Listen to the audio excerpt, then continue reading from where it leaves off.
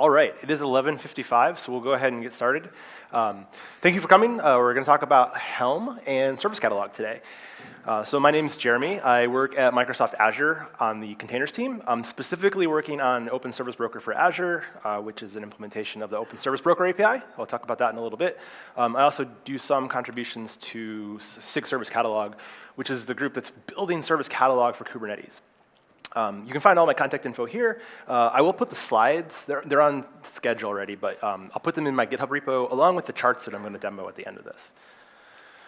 So we build systems today that have a lot of components. Like, people go down the path of building microservices. It brings you a lot of freedom and a lot of choice in how you're going to build your system. And that can be things like what programming language you're going to build your system in, what kind of interfaces it's going to expose, whether it's HTTP or something else, and then what kind of persistence it's going to use. Are you going to use a relational database or a non-relational database? So I have this kind of notional web store that comes from one of the Spring dev advocates that is built up of a bunch of microsystems. It's using MySQL, MySQL, Neo4j, which is a graph database, MongoDB, pretty popular, NoSQL database. Building something like this and deploying it to Kubernetes is probably going to be a challenging thing, right? For each one of these services, you're probably going to need to develop some sort of deployment, replica set, depending on what you're doing. For the things like Postgres or MySQL and Neo4j and MongoDB, you probably need to worry about persistence, so you probably need to figure out how to build persistent volumes for that, what you're going to use for that. The thing on top probably has an ingress associated with it so that traffic from the outside can come in. You just have a lot of pieces that make this thing up, and when you think about how you're going to deploy these things, possibly roll them back, there's not really a thing that's native to Kubernetes that really handles that, but there are a lot of tools in the ecosystem like Helm. So Helm, if you're not familiar, is a tool that allows you to build something called a chart. And a chart has templates for the manifests that Kubernetes will use to deploy your application. And that could be anything like the deployment, the service, how you're going to define persistent volumes. When you put all of these things together, you end up with a reusable component that you can parameterize when you deploy. And it's kind of like assembling Legos, where each one of these charts is going to represent a component of the bigger system. And when you put them all together, you end up with that final state that you want. But each one of them is individually controllable. And that's great for quickly rolling back and handling the life cycle of your application in a way that's really manageable, version controlled, understandable. But what do you do about the databases? When you're going to write your application, do you need to worry about how to containerize MySQL or Postgres or MongoDB? Me as a Java and Go developer, probably not the best person to do that. So luckily, the community has been thinking about that. So in the stable Helm charts repo, there's a number of databases that you can consume with your Helm chart, and they're packaged as Helm charts. They may not be the best thing for deploying for production, but they're really easy to use and consume and get started. Deploying on Minikube, great for the developer experience. When you move into production, you can also take advantage of operators, right? So we heard about operators in the keynote a little bit today. If you go to GitHub, do Google search, you can find a number of operators for a lot of popular things. etcd obviously is a big one from CoreOS. But also Oracle has one for MySQL. There's one for Postgres as well from Crunchy. You can find a lot of these things. You can build them yourself as well. And luckily, a lot of these also provide Helm charts. So if you're already using Helm, this is another way that you can kind of bring that experience and keep your common tooling.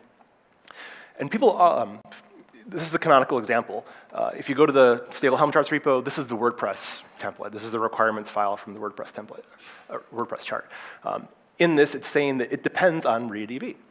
So when you install the WordPress Helm chart, assuming you have that condition MariaDB enabled, it's going to use the MariaDB chart, and you'll end up with a deployment. Oops, sorry. We see the resources that are deployed here when I run the Helm install command. You end up with a persistent volume claim for MariaDB. You end up with a service for MariaDB, a deployment, and a pod for each one of those. So by simply running that one kind of package manager, the Helm install command, you end up with that fully functional thing using that Helm packaged MariaDB. So that's really, really convenient. And people are running stateful things in Kubernetes. So this was a tweet from Matt Farina. It was right when I got to Copenhagen, so I tweaked these charts a little bit to include it. I thought it was super relevant. Obviously, stateless services are what most people are using Kubernetes for. But if you look at the numbers for SQL databases, NoSQL, message queues, other things, it's between 25 and 50%, somewhere in that range. A lot of people are running stateful things on Kubernetes, and it's gotten a lot better. If you tried to do this a couple of years ago, a lot of the pieces that you needed to do this weren't really there, but a lot of progress has been made. Another tweet, you always have to have a Kelsey tweet in your presentation. So this was from February, and it was a really crazy long thread. The takeaway was that Kelsey thinks that Kubernetes has made a lot of improvements to run stateful workloads, but he doesn't like to do stateful workloads. One I didn't include here was Kubernetes supports stateful workloads. I don't. So his takeaway, or his alternative was, either you run these things in a dedicated node group, maybe on other hardware, or you take advantage of a managed service from a cloud provider. So if we want to do that, how do we continue to use our existing, if we're going to use a managed cloud provider, how do we continue to use our existing tool set? Me using Helm, how do I get from a Helm install to something deployed in Amazon or GKE or Azure? So really, this is the question. So you, as the person deploying your application or the cluster operator, you want to create a service, right? And you want to do this in maybe Google and Azure. And then you want to use those services inside of your cluster, connect them to your applications. And the real question is, what is that question mark? I want to go directly from Kubernetes and using the Kubernetes API so that all my tooling works to that cloud provider. It turns out there's two things that make this really possible.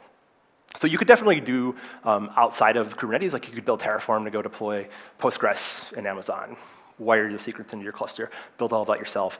But it's extra work that you don't necessarily need to do because the Kubernetes ecosystem is bringing that along for you.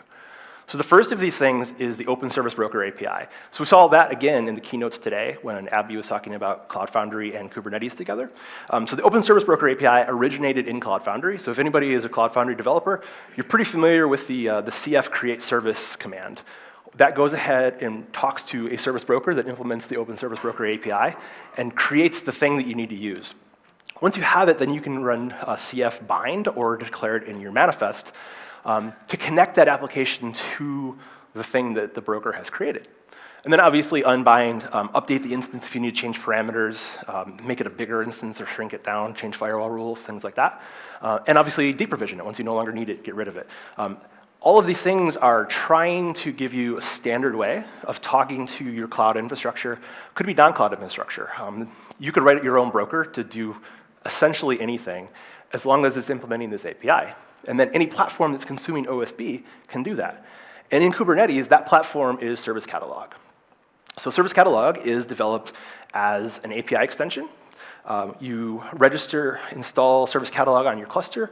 It adds some resource types to your cluster, and then you can just use the Kubernetes API to interact with the broker. And if we look at the types that are added, the first one is Cluster Service Broker. So Cluster Service Broker is how you introduce a broker into your cluster.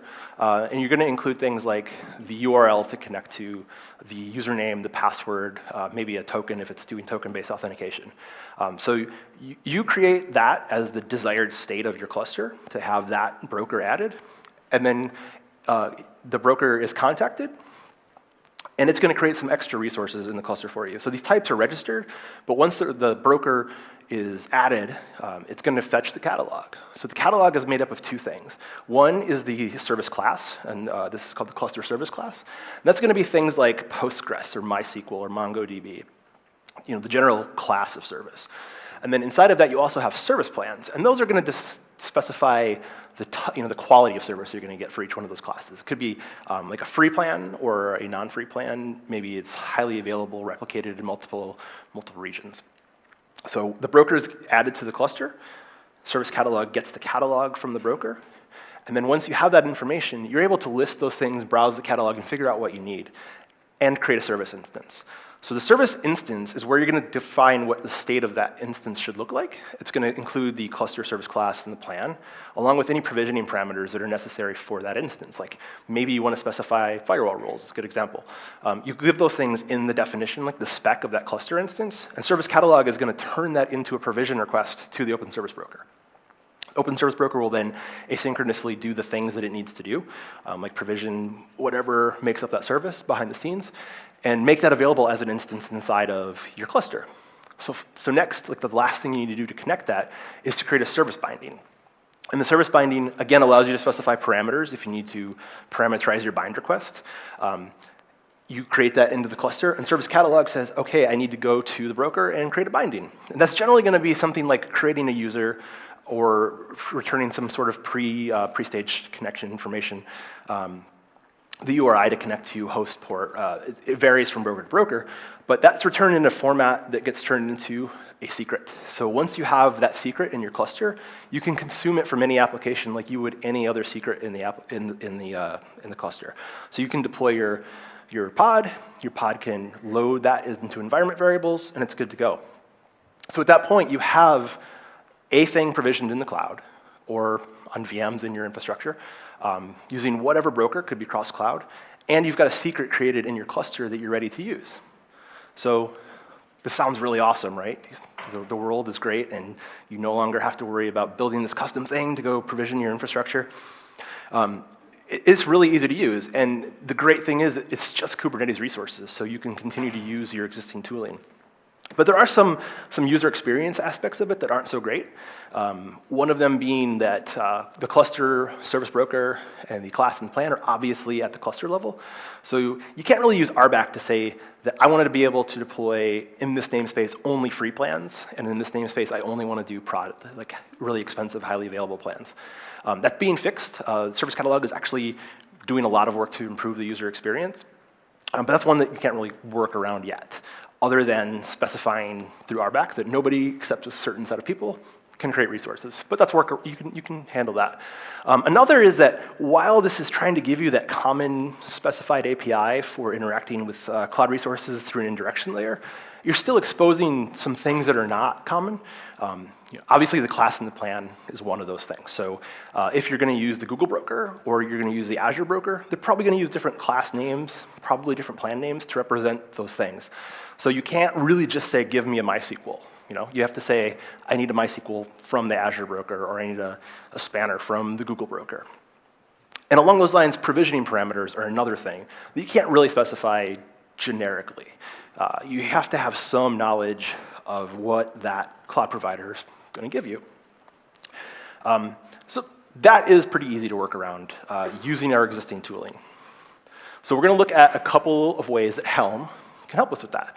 So it's easy to use Service Catalog with Helm, but it's also easy to use Helm to kind of augment the user experience that you get with Service Catalog, so you end up in a better state kind of all around.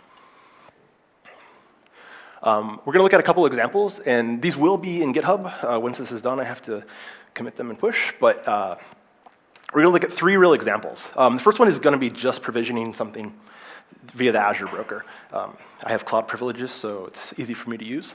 The second one, we'll look at how we can deploy an application that uses that through dependencies in a normal Helm fashion. So we can say that this chart depends on that MongoDB instance, and Helm will take care of provisioning both of those for us. And then we'll look at how we can take advantage of running with 2 different brokers and some features that Service Catalog provides for doing secret transformation. Like the real issue, if you're trying to do this cross-cloud thing, is that the brokers don't necessarily return the same credential. So there's nothing in the OSB spec that says that a credential block should include the following keys. Like there's some guidance. Cloud Foundry has some suggestions about what you should do for your broker if you're going to be a Cloud Foundry broker that works with Spring, but there's nothing in the spec. So the Azure broker and the Google broker could return totally different sets of keys. The shape of the credential could be totally different. You could have nested things versus just a series of top-level keys. Okay, so I'm going to switch over here now. Okay, so this is the directory that will be in GitHub. We have 3 charts. One is Cosmos DB. The second one is MongoDB. It's generic. So the first one is just going to be the Azure service, and we'll look at that. And then we'll deploy the application, which I'm calling Tweet Scraper. It's 2 parts. It's a pod with 2 containers. One is going to listen for the kubecon hashtag, stick them into that Cosmos DB instance, and then we'll have a pretty little front end for it. So I have a text file here because I'm terrible at typing, so I'm just going to do a little bit of copy and paste. But first, we'll show you that there's nothing deployed in this group. And the G in this, I'm using the Azure command line tool. I'm just going to list the resources. There's nothing there.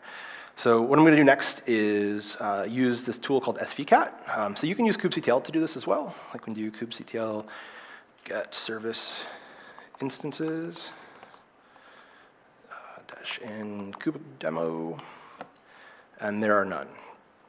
It should run in a second. That's showing you that there's no service instances deployed. So we'll grab this Helm install command,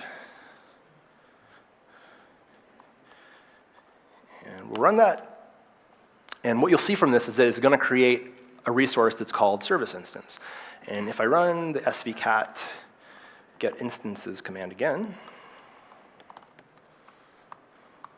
in kube demo, now we have one that's provisioning. So it's going to go asynchronously talk to the broker, which is the Azure Open Service Broker. It's going to say, please provision me something called Cosmos DB, which is made up of a couple of plans and services. And that resource looks something like this.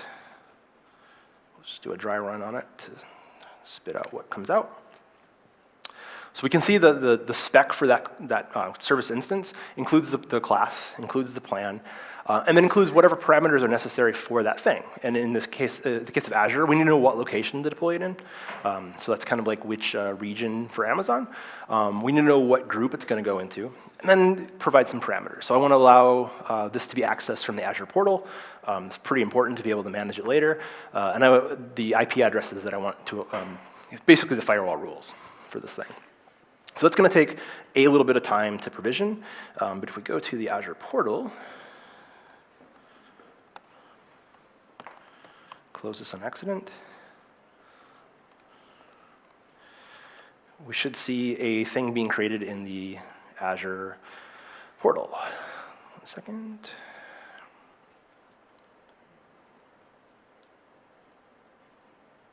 That's the right one. So let's go to Cosmos DB. And we see one creating right there in West Europe, which is exactly where we said we wanted it.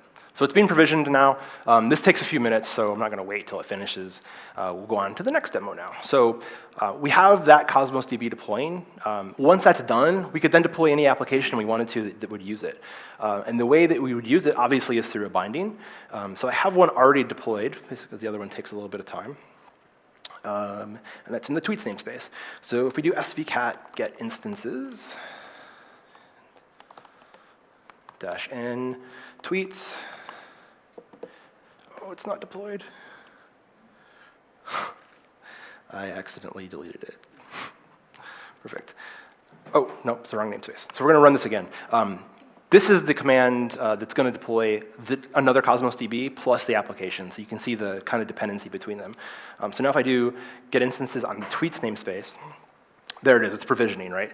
If we do get bindings on that, we will see bindings. The instance isn't ready yet, so it can't create the binding. So when you do these kind of provisions or installs with Helm, the instance is going to get created, obviously. That's what Kubernetes does. But it'll eventually be consistent with what you specified as the state. So once that instance is done, Service Catalog will say, now the instance is ready. I can go make the binding. If we look at the pods, that container can't be created yet because it depends on a secret that's going to be generated by that binding. So it hasn't started yet. So you get this nice dependency flow of things kind of falling out from doing that single Helm install. If we look at the chart for this, this is the, if we look at that command, we installed Tweet Scraper. So let's look at Tweet Scraper. Okay, so in this we've got requirements YAML. And this is, if you've used Helm, this is a super familiar, right? It's got a dependency on Cosmos DB from my Helm repo, which is chartsmuseum.jeremyrickard.com, with a condition database create. And when we ran this Helm command, this Helm install, we specified database create equals true. So that condition is true. So it went ahead and made that Cosmos instance for us. If we go to the templates, we've defined what the service is, we've defined what the deployment is, and the binding, but not the instance itself, because that came from that Helm dependency, right? So if we look at the deployment really quick, here's how we're consuming the secret. So we have the environment block inside of the pod spec with a couple of names: Mongo host, Mongo port, Mongo user, and Mongo password. And within that, we're referencing a secret with the template of the full name of the chart, so we don't really need to know what it is, dash Cosmos DB secret. And that's defined in the Cosmos binding. So when you define the binding, you can say what the secret that should be output is. So you have control over all of that stuff, and you can link them together really nicely with Helm. Okay. The other thing you get out of that is a full working system when it's all done. So that I do have provisioned. So we'll look at that namespace. So in the Tweety namespace, we have Cosmos DB that was provisioned 19 hours ago, right? So it's running. Using kubectl isn't the best experience again for using service catalog. So we'll use svcat to do that again. Get instances and Tweety.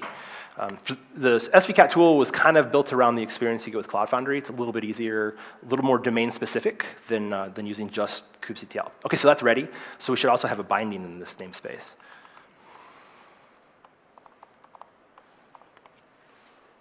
Perfect, it's there. It's ready to go. So we can also use svcat to describe that thing. And then you'll see how the mapping goes from the binding secret to the application. So we'll do describe binding.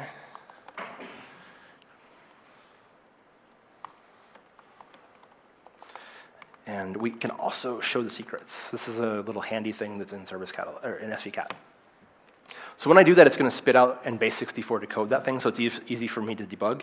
And I can see that it created a couple of things. It created a connection string in the secret, a password, a port, and a username. And if we go back to that template and look at the deployment one more time, we're looking for host, port, username, and password. So those things map out of that secret, and they're just available in the application. So if I run the application, it's running, I can port forward to it so we can access it.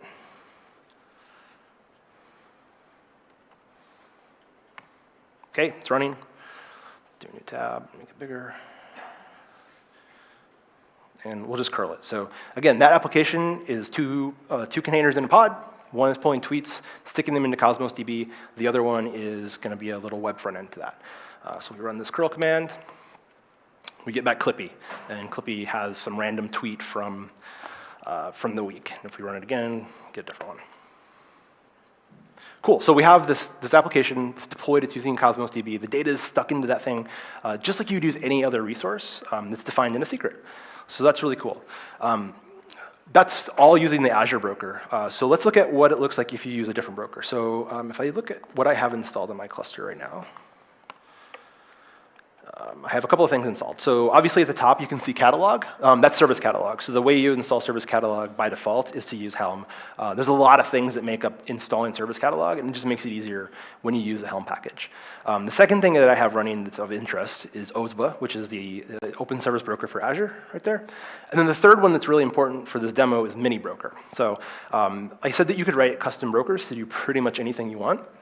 So my coworker Carolyn has written this thing called Mini Broker, and what Mini Broker does is secretly install Helm's tiller for you, and then use Helm charts to install things on the cluster. But you get to use it in the same way that you'd use Service Catalog, right? So if I'm going to use the Helm chart to install MongoDB normally, I'm not going to get the same service instance, service binding, things that I can depend on that I would get with Service Catalog. But Mini Broker does that for you. So Mini Broker goes, you don't see that you've installed something with Helm because it's in a separate namespace and it's not exposed to you, but it's really what's happening behind the scenes. So we can provision with Helm or with Mini Broker really quickly because that is local. So we're going to provision again. So we're going to use svcat to do this instead of using a Helm chart, just for quickness. So svcat allows you to do provisioning, all the operations you want to do against the broker. We're going to say that we want this thing to be called mini broker Mongo. We want to use the class MongoDB and the plan 346. So I run that, and I have a new instance, right? So if I do svcat get instances, and the default namespace, there's my mini broker Mongo, ready to go. And I can then bind to it. Okay, so now I can do the same trick and look at what the shape of the credential looks like and figure out if I can directly use it or not. So let's get bindings. Cool, there it is. Mini broker Mongo, svcat describe, binding, mini broker Mongo, show secrets. Okay, so we get back a host. That's great. It's the same thing that's in my other one. We get back a port. We get back a username and a password. So I could directly use this thing, and it should be good to go. However, if I had been using the connection string, which is a totally logical thing to do because it's a fully built MongoDB connection string, I'd be out of luck in this case because it's called URI here. In the one in the tweets directory, or namespace, svcat get bindings, -n tweety, and we describe that one more time.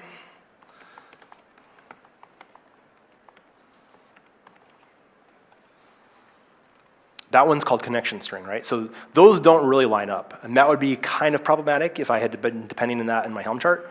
If instead of using those 4 different environment variables, I only injected the one, this would break for me if I tried to deploy this chart or that chart. So the thing you can do to work around that is a fairly new feature that's in Service Catalog, called secret transformation. So let's go to MongoDB here. Okay, so in this one, you see 2 things. I've defined a MongoDB instance and a binding. So when I install this chart, it's going to create both the instance and the binding. But what I've done is added conditionals to this so that it will deploy either the Cosmos DB instance or it will deploy the MongoDB instance.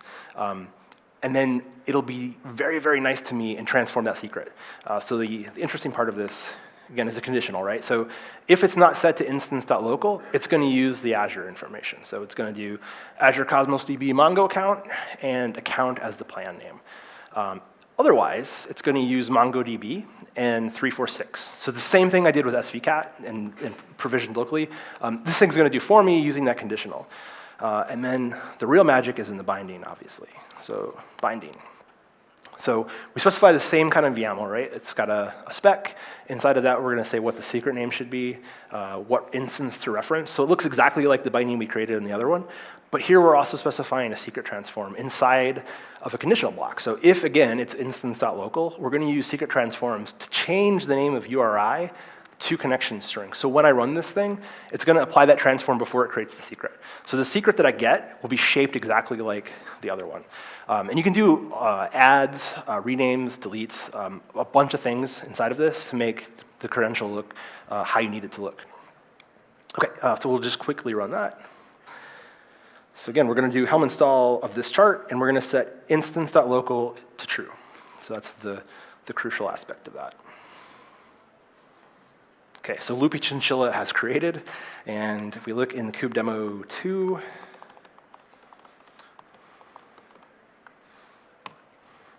cool, that instance is already ready because it's local.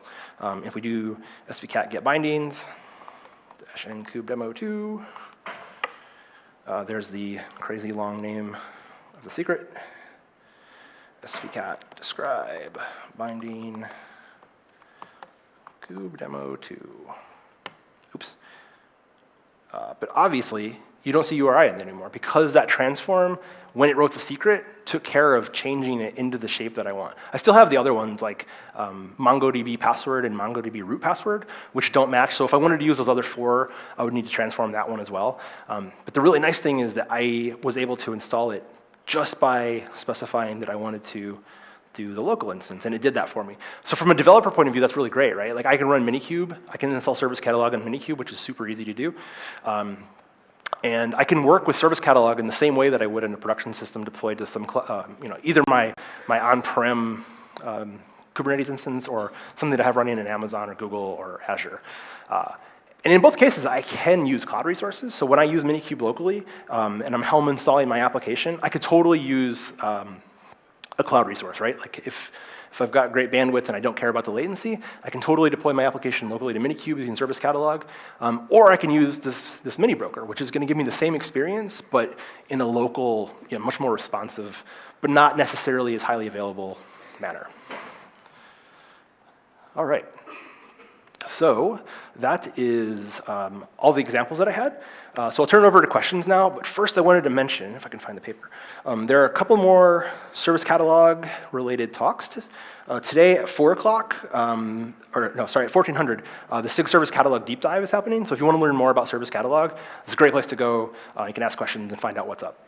And then tomorrow at 11, Scott from Google is going to do a talk on OSB API and how you can connect that to home automation devices. This sounds pretty cool. Okay, so now I'll open it up to questions.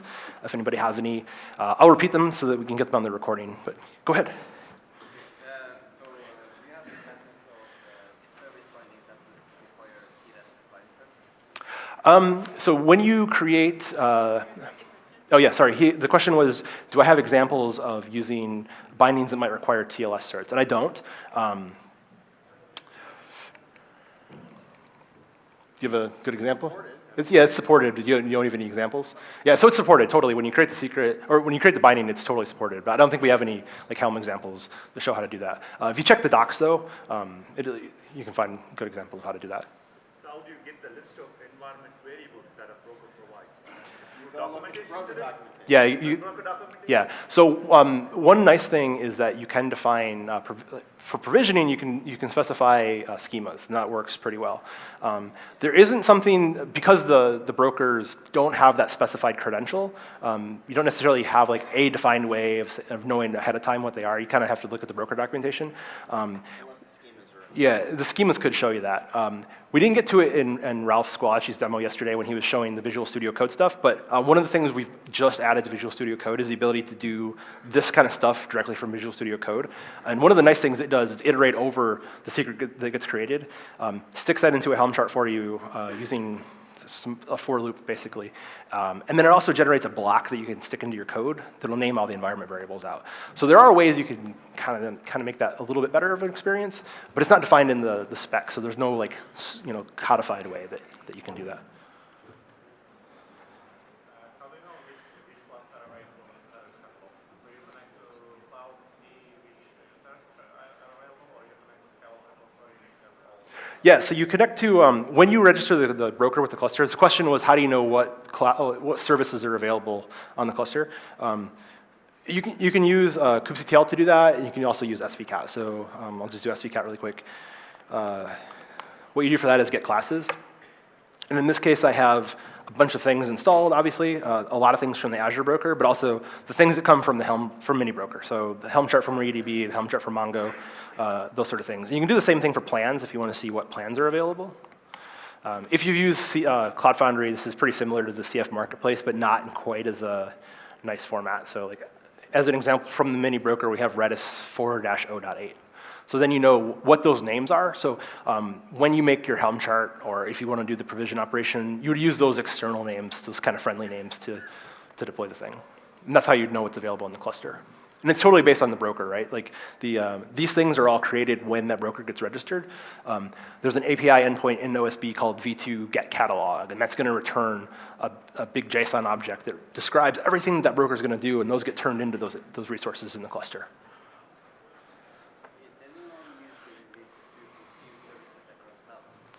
That's one of the use cases for it, right? Like, there was an article in Forbes, I think, a couple days ago, totally weird article in Forbes, and the title of the article was Kubernetes plus Open Service Broker API is the key to cross-cloud. So there is absolutely nothing that would prohibit me from installing the AWS broker and provision things in AWS. So I'm running it in AKS, which is Azure's managed thing. I could totally install that broker in Azure, and it would connect and make things in Azure. So it's totally a gateway into that multi-cloud. The question was, can you use this to do multi-cloud? And the answer is yes. Yeah, go ahead.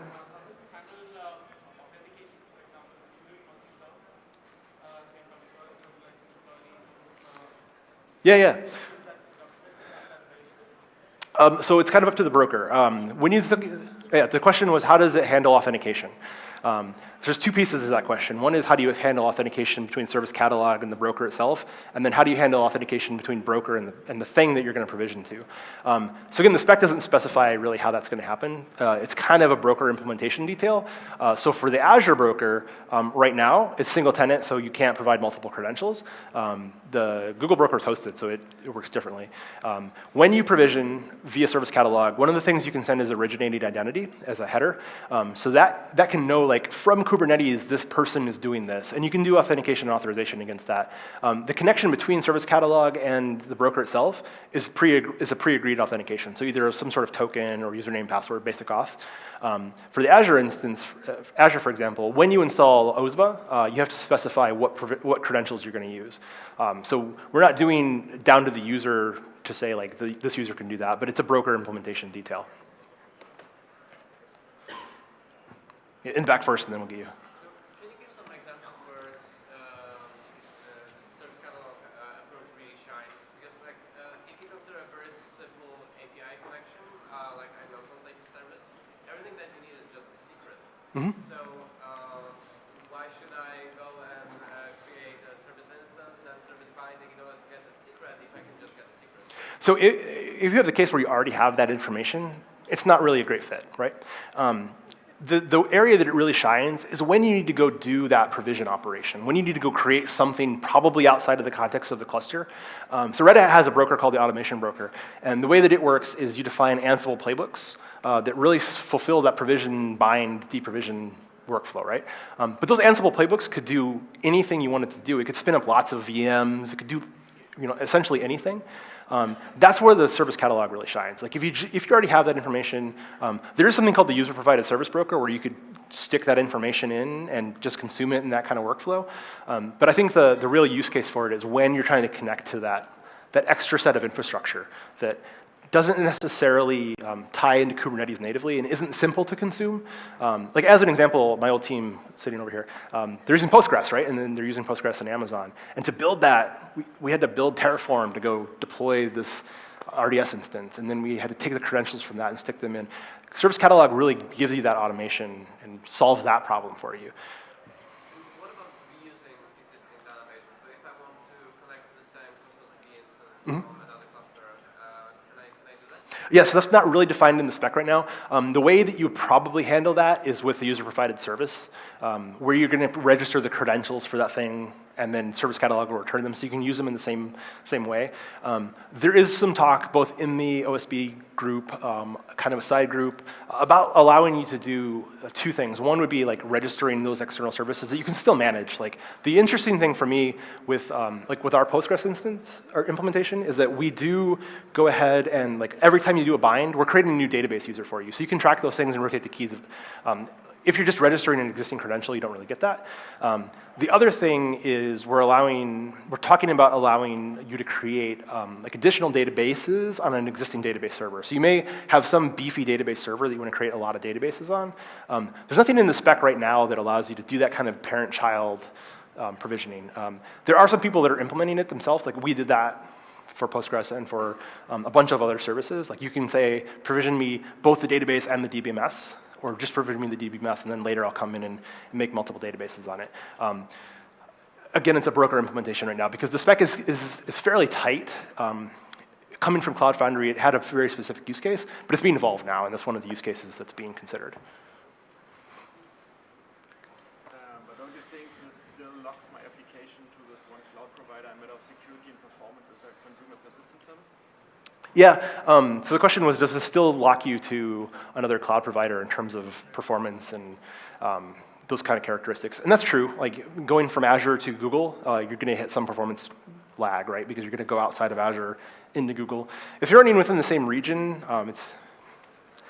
it's debatable. Like I think that's a general cross-cloud question, right? Like I'm going to run clusters in different. I think especially persistence binding is a special topic because other protocols and it's not just a HTTPS service. Right. Firewall rules come into play, like what kind of traffic you're going to do. It doesn't solve those. That's another thing that people are talking about. Like how do we enable this thing to route to that other service. Spec doesn't provide that right now. So it's not really an answered question, but it's definitely something people are thinking about. Okay. Fine. Now I'm pretty familiar how to run MariaDB, Postgres, and Cassandra, whatever databases on Kubernetes. So what it takes for me to write a service catalog that can host on my Kubernetes so that my tenants can consume it or write the brokers. Yeah. So what does it take to write a broker? Is what that's your question. So the broker API right now is very simple. You implement provision, you implement update, you implement deprovision, and you implement unbind. Like those operations really. Plus get the catalog. There are starter packs for a couple of languages. So Pivotal provides one that's based off of Spring Boot. It's pretty simple. It gives you the API surface, so you don't really have to worry about implementing that yourself.